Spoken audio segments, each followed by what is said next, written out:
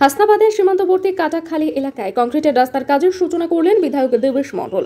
বরুণহাট রামেশ্বরপুর গ্রাম পঞ্চায়েতের কাটাখালী ভারত বাংলাদেশ সীমান্তবর্তী এলাকায় কংক্রিটের রাস্তার উদ্বোধন করলেন ভিঙ্গলগঞ্জের বিধায়ক দেবেশ মণ্ডল। পাশাপাশি উপস্থিত ছিলেন হাসনাবাদ ব্লক পঞ্চায়েত সমিতির সভাপতি আমিরুল ইসলাম, বরুণহাট রামেশ্বরপুর গ্রাম পঞ্চায়েতের প্রধান আবুল কালাম এবং জেলা পরিষদের সদস্য পুষ্পিতা মণ্ডল সরকার।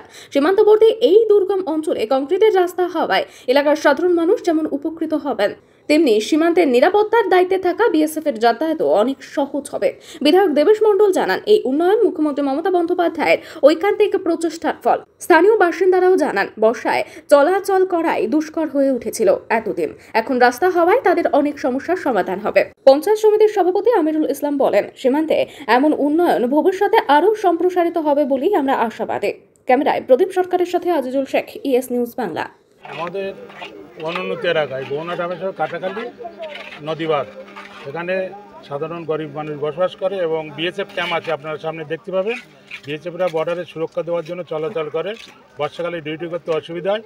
সেই জন্য আমরা পঞ্চায়েতের পক্ষ থেকে, পঞ্চায়েত সমিতির পক্ষ থেকে আমাদের জেলা পরিষদ সদস্য পুষ্পিতা মণ্ডল সরকারের কাছে প্রস্তাব দিয়েছিলাম এবং দেবেশদার অনুপ্রেরণায় এই রাস্তাটা আমাদের এখানে পাশ হয়।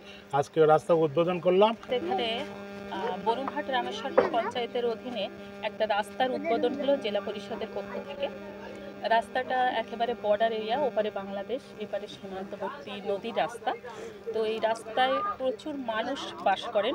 তো এখানে আমাদের যিনি ব্লক সভাপতি আছেন, আমাদের আমিরুল ভাই, উনি আমাদের কালাম ভাই প্রধানের মাধ্যমে প্রপোজালটা দিয়েছিলেন এবং আমার দাদা দেবেশ মণ্ডল, আমাদের এমএলএ সাহেব, উনি আমাদেরকে সঙ্গে নিয়ে এই প্রপোজাল পাশ করানো থেকে শুরু করে আজকে উদ্বোধন এবং সর্বোপরি সাধারণ মানুষের সঙ্গে থেকে মানুষের সুবিধা অসুবিধা। বাংলার নেত্রী মুখ্যমন্ত্রী মাননীয়া মমতা ব্যানার্জি দৈনন্দিন কিছু না কিছু মানুষের জন্য কাজ করেন, তার মধ্যে রাস্তা একটা যুগান্তকারী তার কর্মসূচি।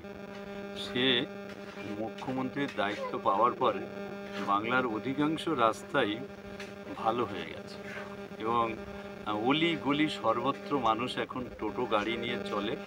একটা ছোট্ট গাড়ি, খুব আরামদায়ক গাড়ি, যেটা ব্যাটারি পরিচালিত, এই গাড়িটা অলি গলিতে চলার উপযুক্ত রাস্তা আমাদের নেত্রী মমতা ব্যানার্জি বাংলার মুখ্যমন্ত্রী করে দিয়েছে। সেই রকম আজকের বরুণহাটের এই পাড়াতেই ঠিক একইভাবে আরেকটা রাস্তা তিনি করে দিলেন এবং এই রাস্তায় এখানকার হাজার হাজার মানুষ উপকৃত হবেন। এই ঝাঁ চকচকে রাস্তা করবার ক্ষেত্রে আমাদের মাননীয় মুখ্যমন্ত্রীর একটা ভীষণ অবদান আছে।